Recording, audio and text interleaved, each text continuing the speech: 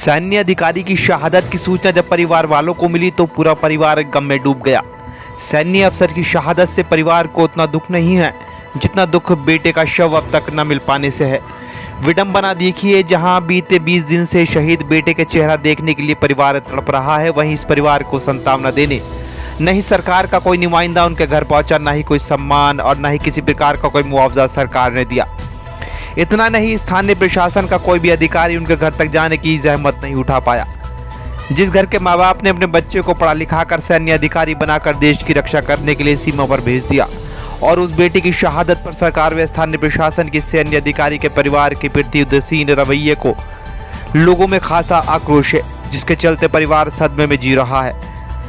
जिसको लेकर आज बसपा नेता व प्रखर समाजसेवी मसूद आलम खान ने प्रधानमंत्री के नाम कमिश्नर देवी पाटन मंडल को ज्ञापन सौंपा।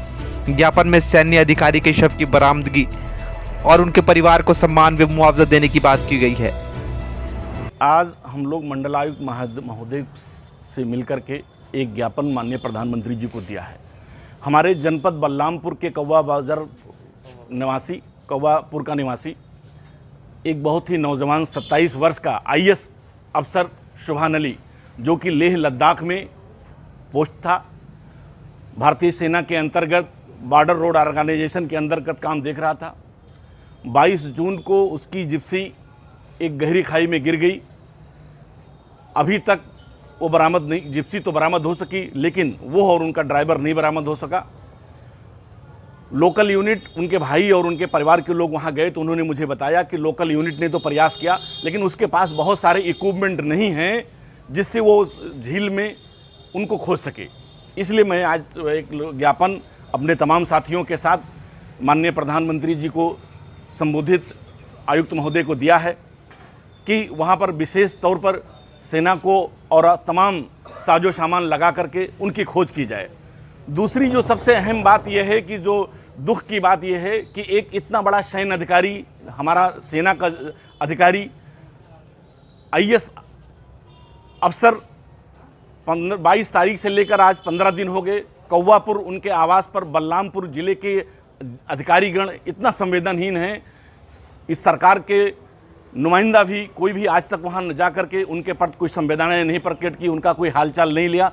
इस सब का मुझे दुख है कि जिला प्रशासन बलरामपुर बहुत ही संवेदनहीन है और सरकार के भी नुमाइंदों को एक फौजी अफसर के घर जा करके उनके परिवार का हालचाल लेना चाहिए, जो नहीं लिया गया। क्या चाहते हैं आप स्थानीय? नहीं, देखिए, मैं तो दो चीज़ चाहता हूं।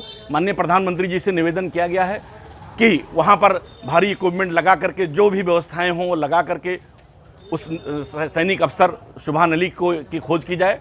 दूसरी, जिला प्रशासन और प्रदेश सरकार से भी मांग है कि जो एक सैनिक अफसर को जो सम्मान मिलना चाहिए, उनके परिवार को सांत्वना देना चाहिए, वहाँ तक सरकार के नुमाइंदे पहुँचे, मिनिस्टर्स पहुँचे, जिलाधिकारी पहुँचे, पुलिस अधीक्षक पहुँचे, उनके घर जा करके उनको सांत्वना दें और उनको भरोसा दिलाएं। ये मेरी प्रदेश सरकार और जिला प्रशासन बलरामपुर से मांग है। हमारा मुआवजा के लिए एक चीज़ है कि सम्मान से बड़ी कोई चीज़ नहीं है।